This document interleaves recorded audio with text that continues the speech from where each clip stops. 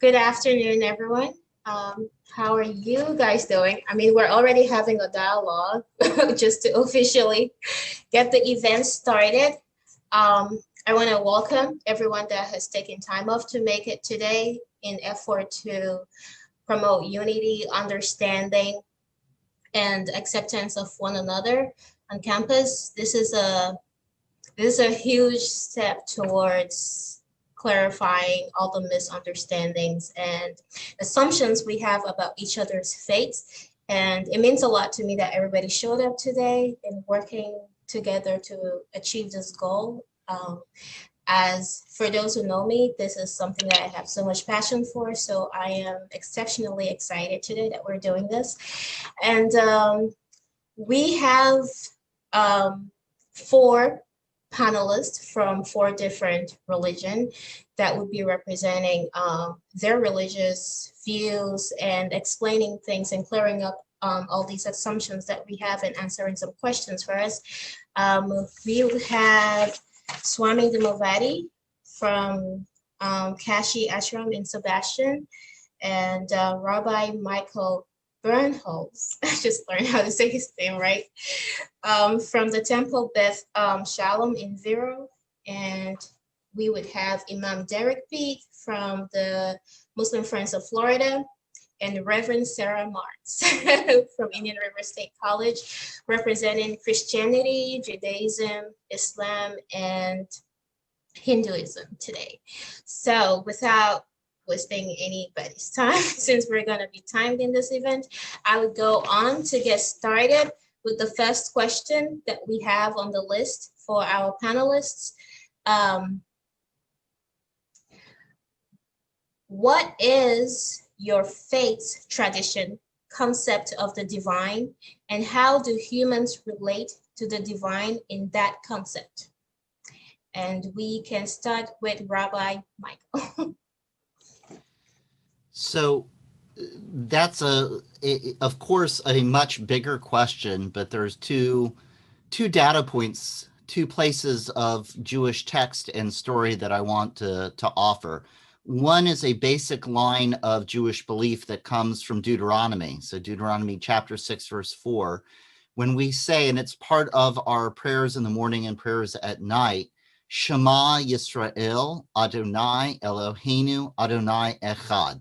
Hear, listen, Israel, Adonai, Yud He Vav He, I am who I am, I will be what I will be, am your divine, and I am Echad, I am one. And so there's a sense of a unity that is in the divinity. And so that's one of those, that there is one God that we are interacting with, one being who is divine that we're interacting with. Now, the second part of that that you asked is, how do we as humans relate to the divine? And you'll hear it say, Shema Yisrael. Listen, Israel. And that second word, Israel, Yisrael, is vital when we're talking about our interactions with the divine. And by that, I mean this. There's a beautiful story of Jacob. So you have Abraham and Sarah, and they begot Isaac, and Isaac marries Rebekah, and Rebekah and Isaac have their twins, Jacob and Esau. Esau means the hairy one. And Jacob means I grabbed my brother by the ankle and tried to pull him back in the womb because I wanted to be first. And they have quite the relationship, these twins. We're actually reading their story in our lectionary order right now. And so with Jacob and Esau, you have this rivalry. Esau's born first, but Jacob from birth was trying to get ahead of his brother and quite yanking him by the ankle. You get all sorts of things like a birthright being sold for some lentil stew. You also get the parental blessing where Jacob slips in ahead of Esau and gets the parental blessing. This goes on and on, rivalry between Jacob and Esau. Finally, when Isaac's life is coming to an end, Esau declares, I'm going to kill Jacob. And Jacob finds out. Jacob runs away. He flees back to Haran, where his family had come from, gets married, has a couple of wives, a couple of maidservants, a whole host of kids. And 20 years later, he's coming back. He's returning to the land of Israel, to the land of his birth, to the land of Canaan that God had promised in a covenant to Abraham. As Jacob's coming back, he finds out that Esau is coming with 400 armed men. Now, typically, when your brother, who 20 years before said he wants to kill you, is coming back for a reunion after 20 years with 400 armed men, it's not usually seen as a happy reunion. And so Jacob's a little worried. He separates his camp and he camps out for the night. And remember, 20 years before, when he had left the land, he had had this beautiful dream of a stairway to heaven, and God is going to protect him, and angels going up and down on the stairway. So there is Jacob. He's camped out at night. And as he goes to sleep, he finds himself wrestling with an ish, with a man. And tradition tells us later that it was an angel. All kinds of discussion there. They go back and forth with this incredible wrestling match through the night. Tradition says it's an angel, that it might have been Jacob's conscience, that maybe it was Esau's guardian angel, that maybe it was even Esau, all sorts of different commentaries on who this was that was wrestling with him. The other says to Jacob, "Let me go, dawn is breaking." Jacob says, "No, I won't let you go until you bless me." The other says to Jacob, "Your name is not going to be Jacob. You're not going to be the one who's defined by trying to pull your brother back to get ahead. Now you're going to be Yisrael, the one who wrestles with beings divine and human and prevails." And then he dislocates Jacob's hip. Jacob, Yisrael, the God wrestler, limps the rest of his life. And so what we teach is, if we're really the children of Israel, the descendants of Jacob who becomes Israel, how do we make sure that when we move through the world, we are doing two things? One is wrestling with beings divine and human to try to prevail, try to be the best we can be, number one. And number two, honoring and remembering what happened to Jacob. Jacob limped away. His encounter with God changed how he physically moved through the world. And if we're really wrestling with beings divine and human to find blessing and create blessing in our world, then it should physically change how we move through the world. And so there's a little bit about both God and interaction from Jewish perspective. Thank you very much for sharing that with us. We'll go to the next panelist. Who wants to go next? Mrs. Martz? Okay. Divinity as a spiritual entity we call God. And although the nature of God is a mystery and we only can know— We can't hear you, Sarah. Oh, I'm sorry. So Christians understand divinity. Closer. Spiritual entity named God. Although the nature of God is a mystery, Christians believe, and somewhat based on, I'm so sorry, on sacred texts, that and just an experience, that God is fully involved in the world in a very loving relationship with humanity. One word that I think sums up Christianity very well is the word Emmanuel. And Emmanuel means God is with us. And God's presence or spirit is available to us all the time, to all humans, just as it was with Jesus, and it's always there. So it's an always presence. And we're in full communion with, sharing an intimate connection with Jesus, with God, with each other. And Jesus promoted community. Community life was being responsible to each other and to God. Thus, unity with God and with each other is the bind that keeps this fabric of Christianity all together. In baptism, it's an acknowledgement, it's an outward symbol, an acknowledgement that we are not alone, that God is always with us. We have that God with us sense as we become baptized. It's a symbol of having God with us and God presence. We're part of a greater whole.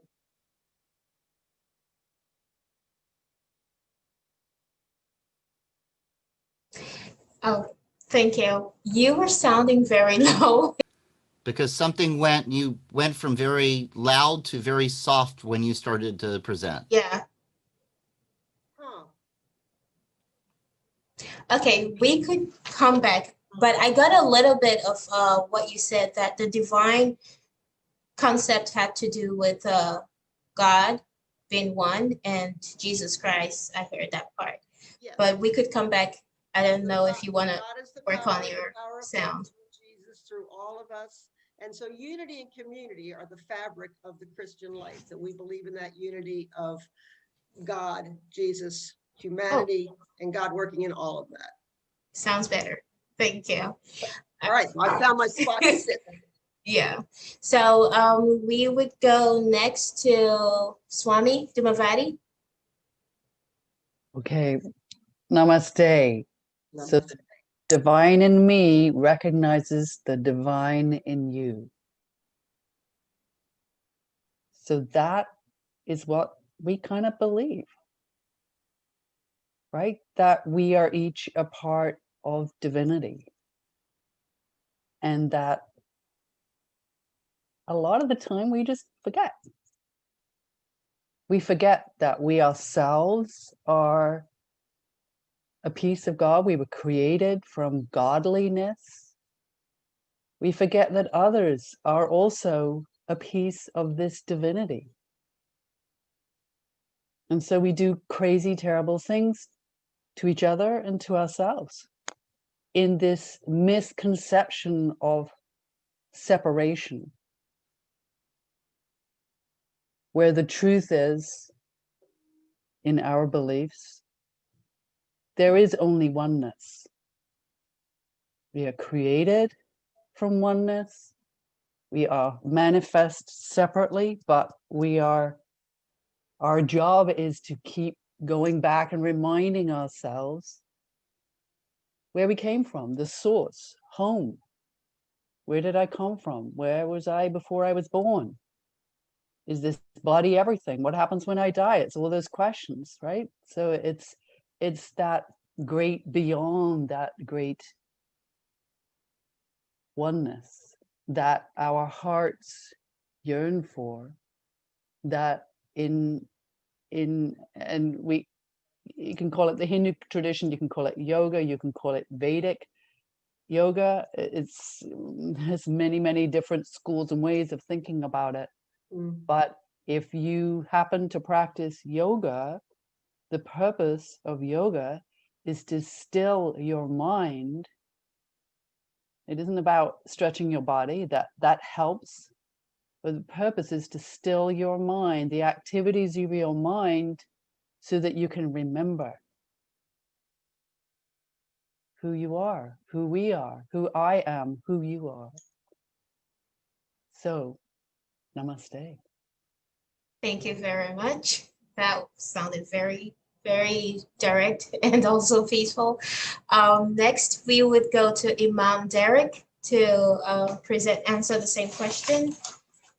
Do you need me to repeat the question or you got it clear? Yeah, I think I remember the question. Okay. Yeah. Bismillahir Rahmanir Rahim. Alhamdulillahi Rabbil Alameen. Wassalatu wassalamu ala Rasulillah.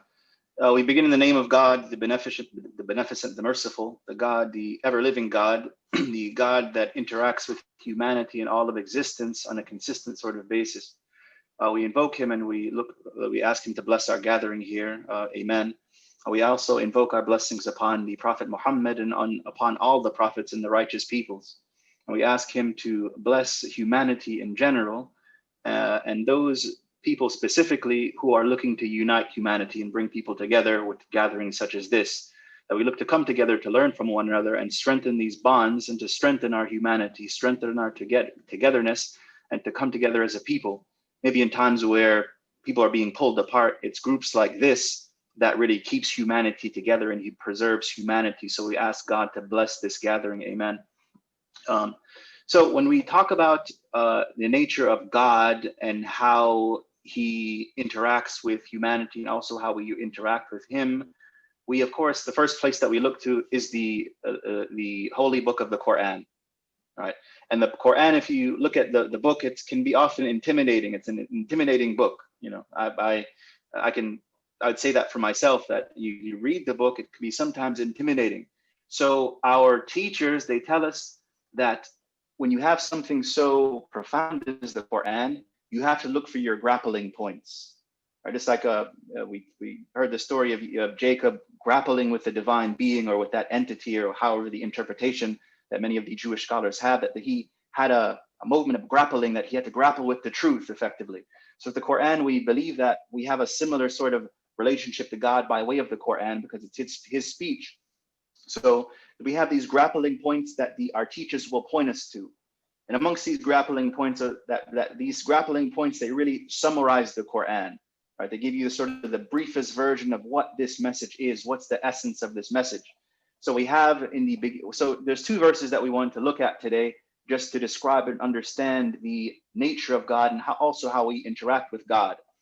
So the opening chapter of the Quran, it's called the opening Al-Fatiha. A lot of varied meanings that can be taken from that, the Fatiha, the opening chapter. Also that the chapter that opens the heart, or broadens your horizons to who the divine is and who we are as a people and how we interact with our Lord. So the verse that we want to look at in this particular chapter, it's in Arabic, إِيَّاكَ نَعْبُدُ وَإِيَّاكَ نَسْتَعِينُ. So this particular verse within this chapter, it says our teachers, they teach us that this verse, it summarizes the opening chapter, and that also that the opening chapter summarizes the Quran. So of course, without leaving you guys on a cliffhanger, what is إِيَّاكَ نَعْبُدُ وَإِيَّاكَ نَسْتَعِينُ? What does that mean? It means, in brief, only you we worship and only your aid that we seek. We only worship you and only your aid we seek. So this is the briefest summary that we have of our interaction with God, that we interact with him, that we worship him, and we also express our need of him and we ask him for aid. Right? It said that in the Indo-European languages that the word God, or in some other languages, God or God, that it means the one who is called upon. So in this verse, it highlights this meaning, the one who is called upon, the one whose aid is sought. So this is our primary modes of interaction with God, that we look to direct our worship, our adoration for him, towards him, and also to seek his aid. So this is a summary. The second one we wanted to look at is the verse in the Surah Al-Baqarah called Ayatul Kursi. So it's Ayatul Kursi. It translates as the verse of the throne. So this verse of the throne, we'll just speak about the first part as I'm running out of time. But Allah, he describes himself as Allah. Allahu la ilaha illahu al-hayyul qayyum, that he is God. And there's no other God but him. He is the living, the self-sufficient, self-subsistent. And this is the living God. And we live in an era often where people, they have confusions about God. Has God turned away from humanity? Is God maybe no longer with us? So God, he debunks these ideas here, and he sets us on the straight path by telling us that he is the living God, the ever living, that he is with humanity, and that he is self-subsistent, and also that we then seek his aid, right? That we also become people who are godly in our manners, right? That we look to take upon some of these godly characteristics in terms of being merciful, being people who others can rely upon, and that we seek to aid other people. So this is in brief. Thank you, Asia. Okay, thank you so much. First, I must say all of this information is just starting to sink in from all of the panelists that we've heard so far. It's a lot, but I'm sure before the end of this session, we would have understood some concept of the divine in each religion. And to move on to the next question, what is something about your faith that you wish others were aware of? So who would like to go first? Start again with the rabbi? Okay, yeah, let's do that.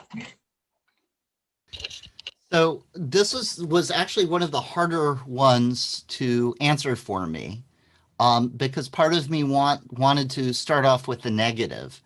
Part of me wants people to realize moments of trauma and pain that have happened within the Jewish community. I don't know if people have in their experience or in their memory the number of times Judaism has faced destruction because of xenophobia, because of senseless hatred, whether it was in Egypt, the story we read in Exodus, whether it was pogroms in Eastern Europe, whether it was the Inquisition, whether it was the Crusades, or certainly with the Holocaust. I don't think a lot of people in the United States realize how many times Judaism, the Jewish community and the Jewish people have dealt with genocide, and how both those, the anti-Semitism and assimilation are constant battles and struggles that Judaism has. That was part of my, like, I want people to realize when you have somebody who's Jewish and they say, and you're saying we're going to have a school Christmas party, why there's a cringe moment there of, why are we having in a public school having a Christmas party? There, not everybody celebrates Christmas. There are people who do other things. That's part of when you say, what would you hope other people would know about you? But I didn't want to sit just with the negative, because there is, as much as there's that fear there, there's also so much of the year of awesome and beauty that's in our tradition as well. And so just quickly, there's a, the image I get of what Judaism is about is on Saturday morning, on our Shabbat, on our day of rest, we read Torah.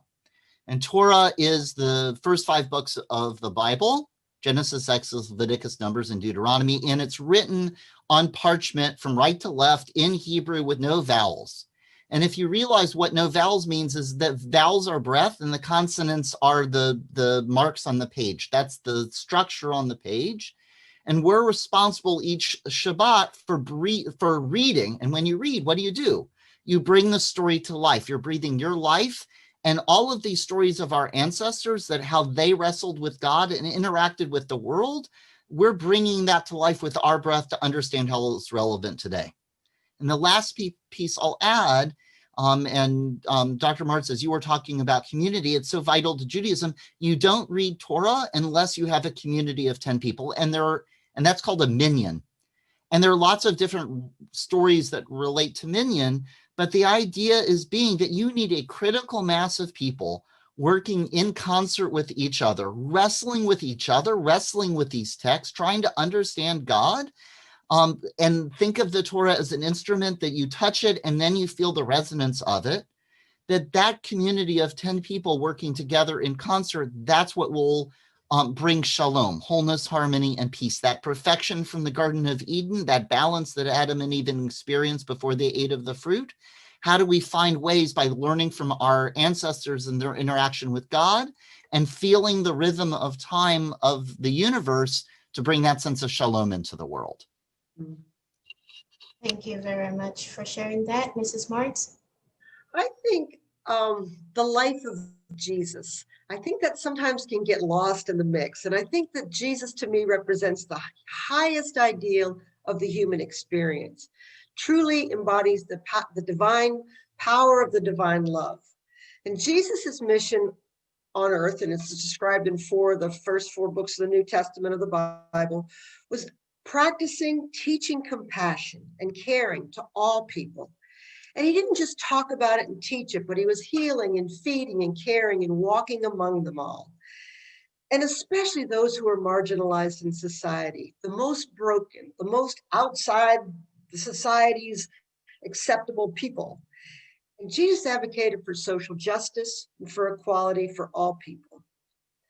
And so as we aspire to follow Jesus' example, we become humans who can reach our highest potential by following that model. It's the best of who we are, become the best of who we are. And that enables us to become useful in this world, to build unity, to build community, to have compassion and caring for each other. So I think following the Jesus model. Thank you. Swami, Doombadi? All right. So when we talk about Hinduism, what immediately pops into your mind is all these weird statues of animals, of gods with arms and like 10 arms and 3 heads. And you're like, what the hell? And we're not supposed to say that, but anyway, you know what I mean. Everybody's just like, what? What is this? This is too weird. And particularly if you're brought up in Christian religion, or probably the Judeo, the Christian and Muslim, you don't worship things, right? And here we are with all these idols, right? The Bible, don't worship idols. Like, well, here we are the most Hinduism has the most number of gods that anybody could possibly have. I have no idea how many there are, but there are thousands of gods. And it's very easy to misinterpret that and say, well, guess what? My belief is that you shouldn't worship anything and that you're all wrong. You got it all wrong. And I think that's a huge misconception about Hinduism, because where we started was there is divinity in everyone. There is also divinity in everything. So all living creatures, all things have the spark of the divine in them. And there is something that we can learn, some essence, some characteristic that we can learn, that we can cherish, that we can grow from by understanding. And so I'm going to give you an example. Hanuman is the monkey god, right? He's a monkey. We worship a monkey. Not exactly. So as the example, Hanuman is part of a story called the Ramayana. I don't know how long it is in comparison with the Bible or whatever other text, but it's many, many, many characters written thousands of years ago. And Hanuman represents humility and service. So in the Ramayana, in this story, he has tremendous powers and abilities, but he is always there just to take care of Rama, because that's what the book's about, Ramayana. So each deity, as terrifying as they may be, so the terrifying ones are about what's dark in us that needs to be scared, and to be given up, right? Because if you just have nice, like, sweet deities, how are you going to deal with your dark stuff, right? So we have a whole range, and that I think is what I would present for the things that people could learn more about and understand better. Thank you. Thank you. Ma'am Pete? Yeah, so as it concerns, one thing I'd want people to know, I tell this to our community as well, and Asya can attest to this, that one of our primary purposes as Muslims is to bring love into the world, right? And that love underpins our faith. We actually quoted a saying of our Prophet, peace be upon him, just maybe a few weeks ago. We quoted a hadith where the Prophet says that to enter paradise, to enter heaven, gain entrance into heaven, you have to believe. And to believe, you have to love one another. And to love one another, he says, and I will tell you how to love one another. Spread peace. So he says, Afshu salam. So he says the word shalom or salam in Hebrew, of course. Spread peace. You will then love one another. Then this love will lead to more profound belief, and by that belief, you will enter into paradise. So one of the things that I remind myself and everyone that our purpose as Muslims, we have a lot of different things. We have this holy book, profound holy book, a lot of different teachings. But what underscores all these teachings and what these teachings point to is to bring love into the world, to spread compassion, to spread peace, and that allow the spreading of peace and this love to be what underpins our faith effectively. So this is one thing I want to share with everyone. Thank you very much to all of you. I personally loved this second question because it's I just have a passion for people clearing up misunderstandings, because I think if we don't have all these assumptions about each other, we'd live in a peaceful world, and which is better for progress for everyone. The third question we have is, what is a holy day within your tradition that you think is very significant in helping others understand your tradition? Rabbi?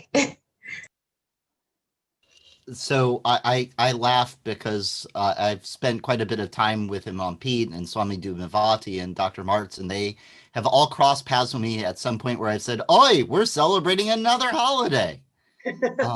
Judaism is of a religion, a faith, a culture that is driven by time.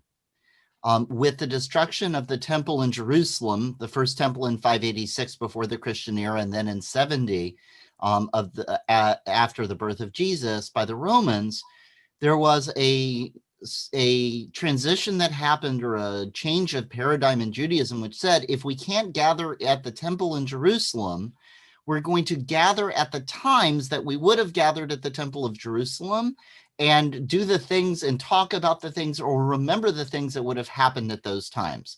And that system predated the temple, because if you look at the Torah, all over the Torah, it says, on this day, remember when you came out of Egypt, or on this day, you're going to have a celebration of the Feast of the Ingathering.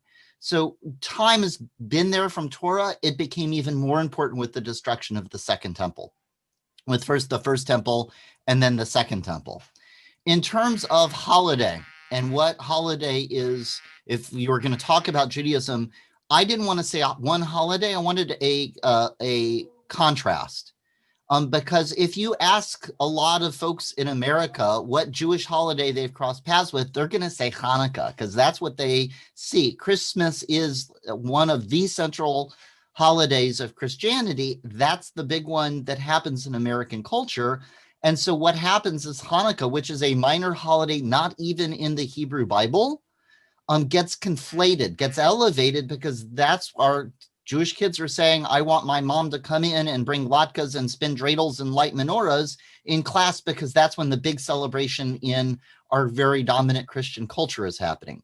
Hanukkah is minor, beautiful holiday, love teaching it, love celebrating it, but it's a minor holiday. What are the major holidays? We just passed a few months ago, Rosh Hashanah and Yom Kippur, our high holy days, a time when we talk about the renewal of creation and the renewal of the spirit. And so the Rosh Hashanah marks the anniversary of creation. So according to Jewish tradition, we are now 5,781 years after creation. And as you are celebrating God as the creator, as you're celebrating the creation of the world and that beginning of time that we observe in the Jewish world, you're also doing something incredible. You're acknowledging the end of the last year. And one of the things that if you are familiar with the Ark of the Covenant, which was God gave the 10 commandments at Mount Sinai, and then they put them in the Ark of the Covenant, which they carried through the wilderness and to the temple in Jerusalem. Fascinating piece of that is, in the Ark of the Covenant, there were two sets of tablets. There's the first set of tablets that Moses threw down and broke with the incident of the golden calf, and then goes back up and gets a second set of tablets. They keep both sets, both the broken and the full set. And so on Rosh Hashanah, leading up to Yom Kippur, we acknowledge the brokenness in our lives, the sins we've committed, the mistakes we've made, whether they are sins against God or they are sins against other humans. We are trying to change. We are acknowledging what we've done. We're trying to repair the damage we've done. We're trying to change how we are moving through the world so we can make sure this new year is a year of sweetness. It is an amazing time of self-reflection, of accounting of the soul, of doing acts of repair in our world. And those are the high holy days that are so central, that disappear in the midst very easily and often can disappear in the midst of American life. And just part of that whole rhythm of time and space of how do we find ourselves in sync with the divine out there, and then also the divine within. Thank you. Mrs. Martz? Epiphany. Epiphany, the word epiphany is like an appearance or a manifestation of something illuminating and remarkable. So Epiphany in the Christian tradition is celebrated on January 6th, and it commemorates the Bible story of the three wise men coming to the manger where Jesus was born. Now, it's really interesting, but it's likely that these three wise men who came from the East came from Iran, which today is Iran. It wasn't then, but it is today.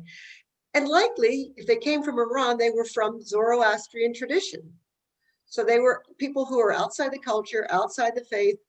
And to me, that's a bold statement made early on in the scriptures that the coming of Christ and the breaking of the realm of God into humanity is for all people, regardless of where they come from, their race, their culture, their creed, their religion.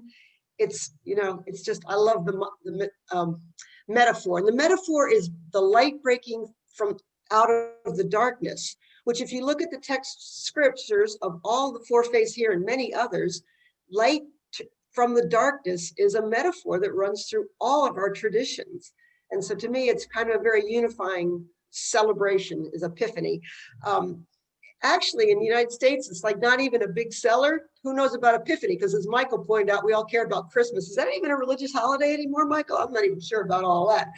Anyway, my recycling is getting picked up, sorry. But in Europe, it's big. Epiphany is the 12, the kings, right, Dumavati? Europe's Epiphany is big one? Yeah. Spain. Okay, I'm good. I'm done. I'm sorry. Okay. Wait, did someone mute me? Can you hear me? Yes. Yeah. Okay, good.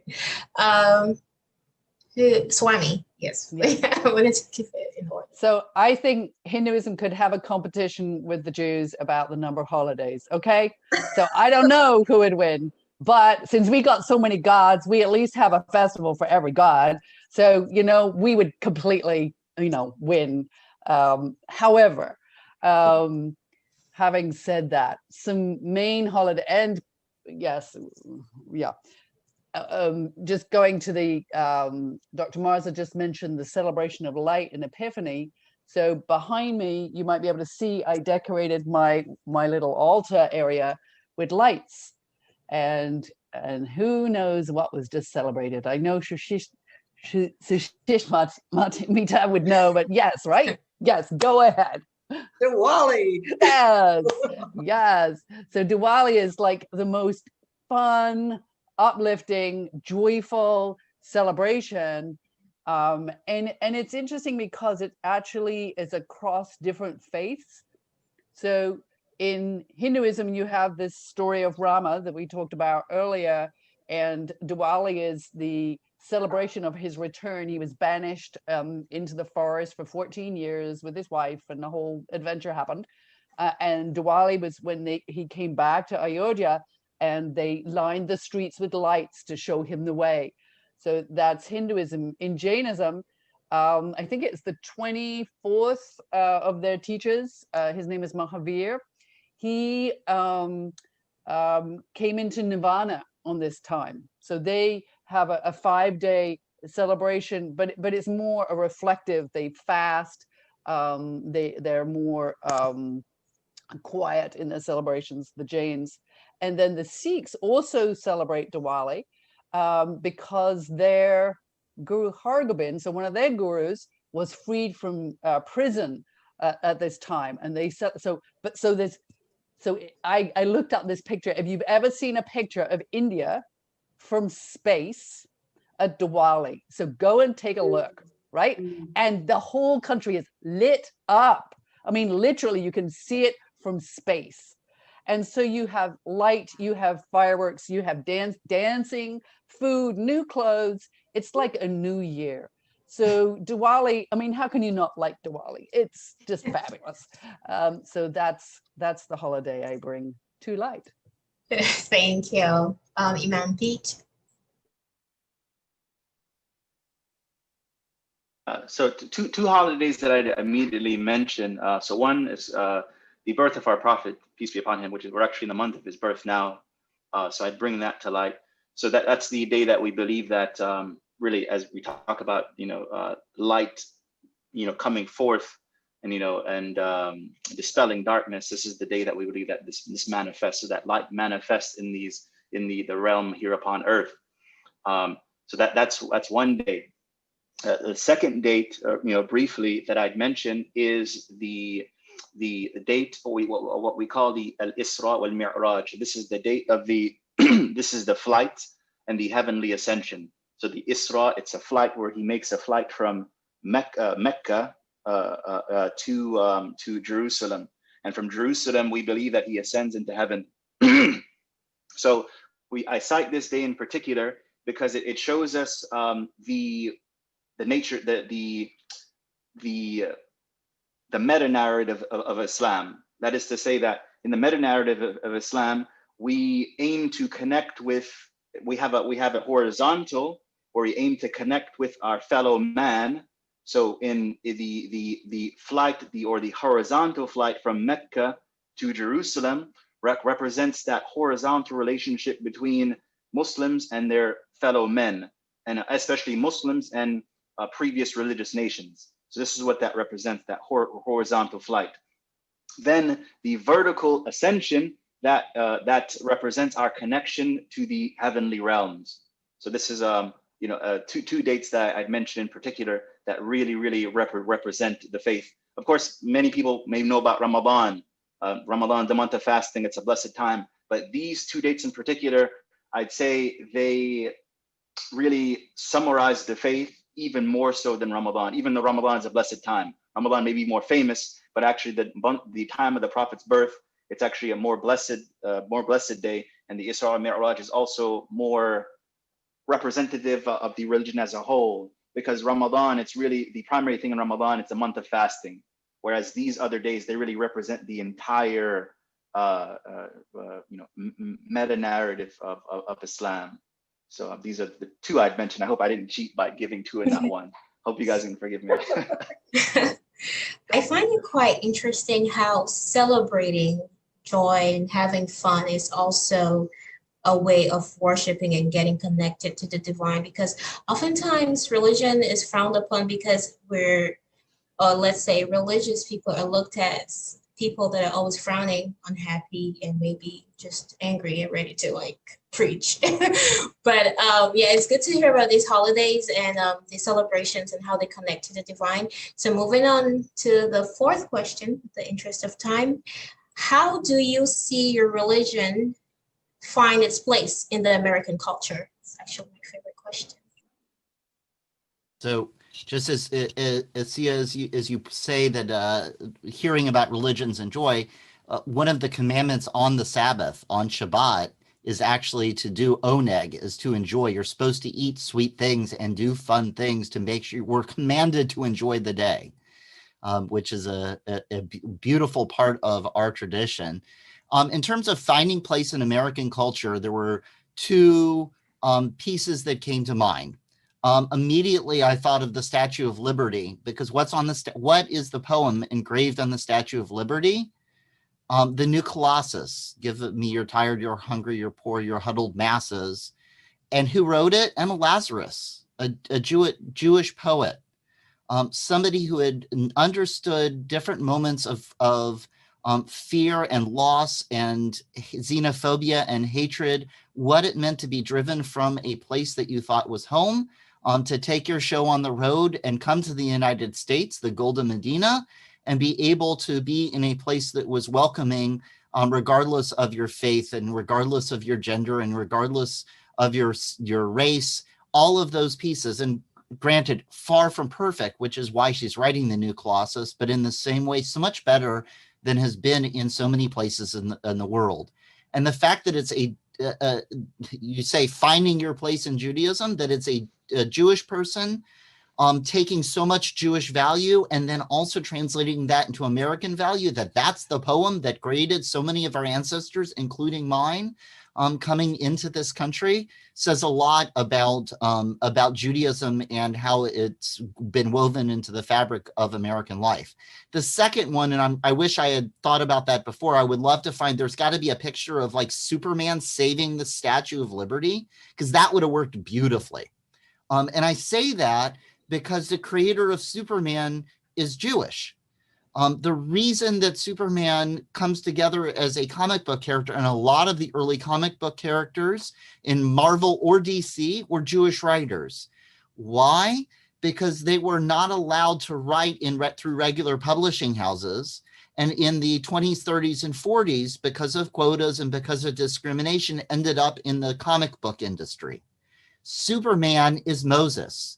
Moses' mother knows there's a danger, puts her baby in a basket, sends him down so he gets raised by a stepmother and can rise up and become the Prince of Egypt and save the day. That's what Superman is, right? Krypton's about to explode. His parents put him into the baskets, send him off to Earth. He's raised by his stepmother and finds out that he has a special connection and all of this power in order to save things. And so Superman, that the all-American hero is baby Moses, and then Emma Lazarus is a Jewish woman is writing the poetry on the Statue of Liberty. Those are just two of those little places where I see Jewish experience in the United States, both the values of Jewish life, but then also bound and connected with our hopes and dreams of the greatest United States that we can be, where everybody is welcomed and included and accepted and lifted up. Thank you. I have so much research to do now on Superman. This is smart.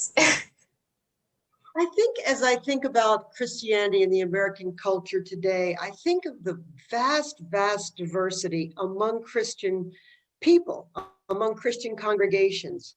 It's virtually impossible to make a statement in the United States today that all Christians believe.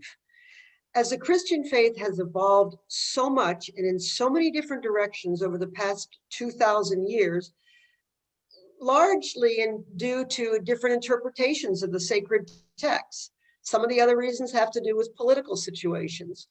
So the religion has changed and evolved and morphed and split and in so many different directions. And each of these traditions have formed their own identity, their own culture, to the point that really the only common thread that I can see is Jesus. Jesus is the only commonality that seems to continue to connect Christianity. Everything else is just kind of up for whatever. It's interesting because as Michael pointed out, the Statue of Liberty and the original colonists were Christian, but actually very quickly, people who were not Christian came to this country. However, there's this huge perception that this is a Christian country. Well, it's becoming less and less so all the time. At this point, 65% of people even claim to be Christian, and of them, that how many are practicing and how many are just, so I think that there's a lot of diversity. There's a lot of misunderstanding between different Christian congregations and people who would say, well, you're not a Christian because you don't. And I really think that in the United States and American culture, Christianity is kind of needing to sort of chill on all of that and just get along the way I can get along with the rabbi, the Swami, and the imam. I don't know. How does that work? Perfect. Swami? Okay, so has anybody here not done a yoga class? Maybe there's a few of you, right? Maybe a few. Oh, okay, Mom, you're going to have to come to my next class, okay? It's required. I'm just saying, I guess my point is not, to shame you that you haven't done yoga, but more to point out that yoga has become through the West, but in the United States, every town has a yoga studio. And yoga itself is a practice that is part of Hinduism. Yoga isn't all of Hinduism. Yoga is a tool to enlightenment, to samadhi, to bliss. So though there are many yoga studios and many people who think of themselves as yogis or yoginis in the West, not that many of them, I would think, actually know why they're doing it, what the purpose is, what it's all about, the history of it, where it's come from, and that's extraordinary. So I think there's an opportunity within yoga to experience the divine. And it isn't just an exercise. Can you be fit and nice and supple and all those things? Great. But it's an interesting place where you can choose. You can choose layers, you can choose styles, you can choose whether to actually use yoga for what it's originally intended, of one of the 8 steps, the 8 limbs of yoga, with the goal being samadhi, which is oneness with God. So just think about that when you see a yoga studio or a yoga class happening, and just, you know, and Imam Pete, I'm after you now, okay? Yeah. Okay, yeah, I'll take you up on that offer. I've been meaning to really explore it. I know a little bit about it. I haven't really practiced. As it concerns the holidays, I just wanted to mention briefly. So our prophet, peace be upon him, he actually, as it concerns the 2 of our holidays, what we call the Eid, that these holidays that were actually commanded, as the rabbi was mentioning, to also have fun. And the prophet, he mentions particularly here, he commands his followers, go out, have fun, and don't let the Jews and Christians think that you guys are squares. I translate that a little bit liberally, but that's effectively what he tells them. Show them that we can have fun too, right? Go out and have some fun, Right. relax, right? So so the holidays are really beautiful times that where we not only come together as Muslims, but also invite other people to join us as well, and show them the lighter aspects of the faith, and that the faith is not something that it's not holier than thou. It's not always a thing about preaching. It's also enjoyment. It's also celebrating Allah's or God's blessings upon us, giving thanks. Right? We have, of course, Thanksgiving is right around the corner. As it concerns the question, of course, something that we want everyone to know about our faith. I point to the U.S. Constitution. This is something that, of course, not to be political, but when we look at the Constitution, of course, one of the primary authors of the Constitution, Thomas Jefferson, he actually, one of his inspirations, his sources of inspiration was the Quran, actually. And it's something that I often tell Muslims, because when I read the Constitution, I see Quranic ideals within that. And I tell them this to really remind them that all of us, we're part of American society, that we have roots in American society from its founding, and that we just have to tap into those roots to further our connection to American society and also other American citizens and to the American polity at large. So that's one thing, I'd mention as it concerns, how we relate to American culture, or government or anything else, that a part of our identity is built within the foundation of this country. So we shouldn't feel, as aliens, we shouldn't feel, and as America, we should understand that we all come from different, maybe backgrounds. And this American project is what it's about, people from different backgrounds coming together to make this one thing work and to make, a country that's beautiful and great for everyone. So this is, one thing I'd say about American culture with Islamic culture. Thank you very much, everyone. We have come to the end of the list of questions that we had for our panelists originally to answer, and now we will be opening up for Q&A from the audience. If anybody has a question.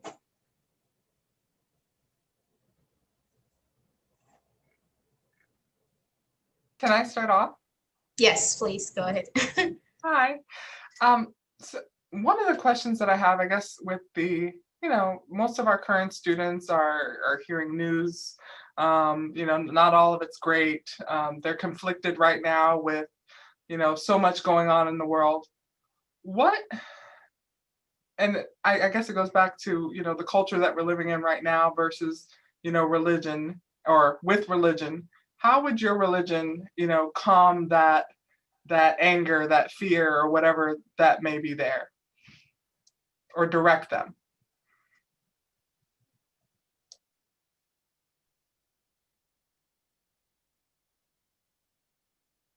Okay, who's willing to take on that question? Sure. Yeah. I'll try. Oh, go ahead, Dimawati. Go No, ahead. no, go ahead. No. You go ahead. I'll give me another minute to gather my thoughts. Dumavati also, sorry. Yes. Go ahead. So when things are hard, we have to do our practice more, right? We each here have our practices that we do. Rituals, prayers, readings, whatever that has been taught us or that we have found nourishes us. And when there are times of extreme stress and uncertainty, we have to look to what is certain. And the divine is continuous, is certain, will always be there. So I would say that these times are an opportunity for us to deepen our practices, to question our beliefs, to really dig in and not be fluffy on the surface or jump from this to another, but go in, hold the space, be quiet. Don't let the fears, those things get in the way, go in. And it's all right there. The other stuff is outside. We have to deal with what's inside of us. And I was going to go very much in the same direction because Jesus talked about there'll always be suffering. Life is always going to be hard. There's always challenges and obstacles and things we have to face. And it's our practice, our look inward. But our students and we have resilience. We have that inner spirit within us that allows us to get through these tough times. And we know it's been there. We know it was there in our past. We know it's going to get us through. And so if we really can just tap into that spirit within us, that resilience, that's what gives us resilience to get through all of these things. We're able to pass through. We can't make them go away. We can't, these problems are not going to go away. These college kids think this is it. They have not just begun. Yeah, I would. Oh, sorry. Oh, yeah, I would echo, the same sentiments. I think, I'll give a basketball analogy, if you will. One of the things that we're taught in basketball, that if you're facing a opponent that's bigger than you, someone who is maybe more, bigger, stronger, that you have to get lower. You have to bend your knees, get lower, right? You have to dig in, really, and hold your stance, right? And that you have to really, dig in, as we've been talking about, and we have to do that with our faith.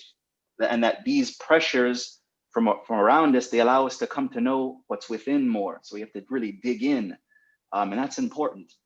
So we talk about meditation. We talk about, for Muslims to really ponder the Quran or ponder your holy book for whatever tradition you come from. Ponder that. Think about it. What is Allah trying to?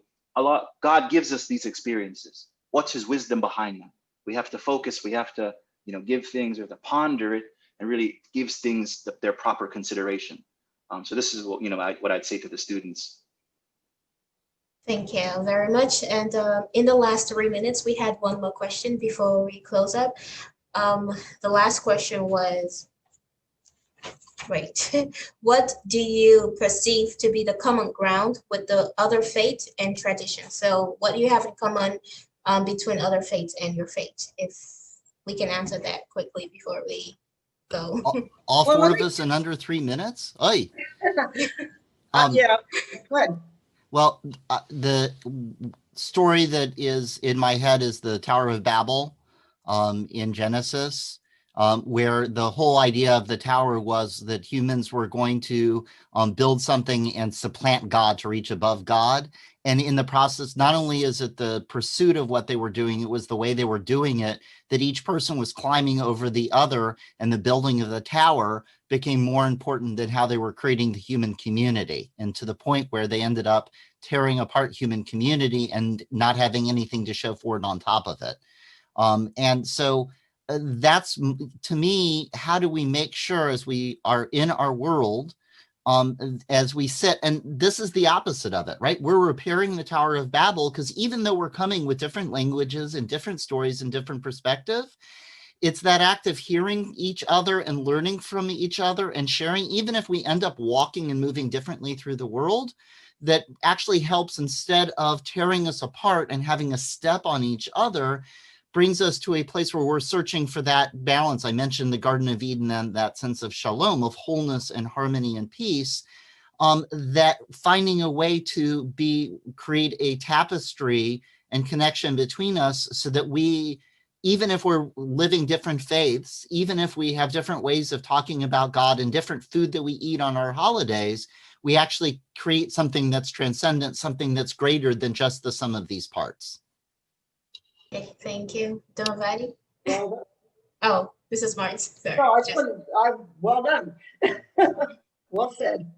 I'd say just in the little bit of time that's left, that one of the ways that that the Muslims or the Islamic faith relates to other faiths, as I sit here and I listen to Rabbi Michael speak and Swami speak and Reverend Sarah speak, I really hear echoes of my own faith, and I think maybe you get the same thing, that when we learn from one another, we actually deeper on our own faith, and we learn maybe aspects of our tradition that maybe, or aspects of our souls that we haven't really been in tune with, and that these interactions, they allow that interaction to really become more engaged.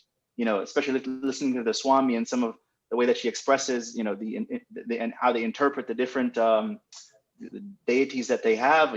I hear echoes, of course, maybe not in the same outer form, but there are similarities that are there, and allow us to really to further my own understanding of of course her faith and her background, but also some of the things that we believe. Well, thank you, for that, You're Swami, and everyone else who shared their perspectives. Thank you. Swami?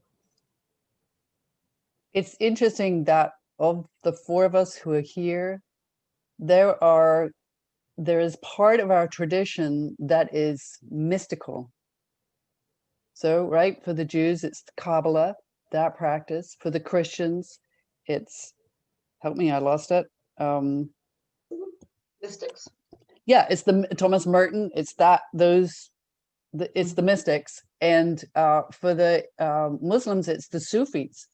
For the Hindus, it's the yogis. So there are traditions of self-practice that are outside of the actual kind of religion, if you will, where all these threads come together and are about experiencing the divine.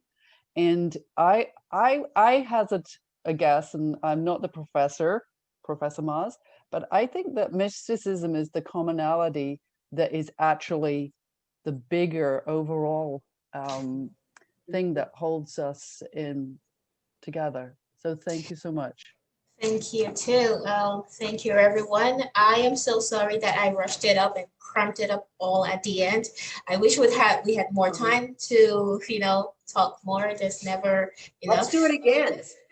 Absolutely. And we'll be looking forward to the next one. Maybe not this semester, maybe the next. Yes. I'm putting a email into the chat, if I can spell it right. If people would like, next Monday night at 7:00, we are doing a InterFaith Thanksgiving service.